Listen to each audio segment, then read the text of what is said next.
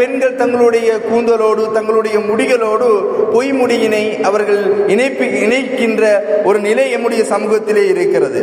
அண்ணலார் பெருமானிடத்திலே ஒரு பெண்மணி வருகிறார், வந்து சொல்லுகின்றார், யா ரசூலல்லாஹ் இன்னி அன்கஹது இப்னதி, அல்லாஹ்வுடைய தூதரே, என்னுடைய மகளை நான் ஒருவருக்கு திருமணம் முடித்து கொடுத்தேன்.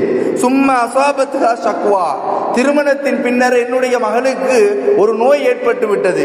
அந்த நோயின் காரணமாக ஃபதமர்ரக ரஸஹா, அவளுடைய தலையில் இருந்த முடிகள் எல்லாம் கொட்டி விட்டது. யா ரசூலல்லாஹ் வ ஸௌஜுஹா யஸ்தஹித்துனி பிஹா, அவளுடைய கணவனோ என்னிடத்திலே அவளுடைய அழகுபடுத்தும்படி அவளை என்னிடத்திலே வேண்டுகிறார். என்னுடைய மகள் திருமணம் முடித்து கொடுக்கின்ற பொழுது அவளுடைய தலையில் முடிகள் இருந்தன.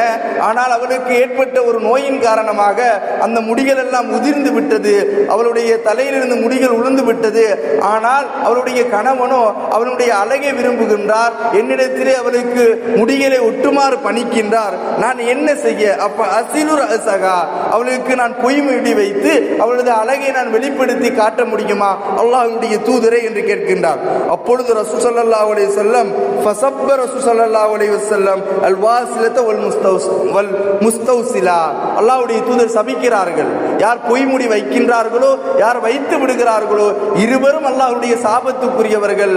எந்த ஒரு காரணத்திற்காக வேண்டியும், அது கணவன் அழகுற தன் மனைவியை பார்க்க வேண்டும் என்ற நோக்கத்திற்காக வேண்டியும் அவர்கள் இந்த பொய்முடியினை ஒட்டிவிடக் கூடாது என்று அல்லாஹ்வுடைய தூதர் அவர்கள் தெளிவாக தடை செய்கிறார்கள். அதுபோன்று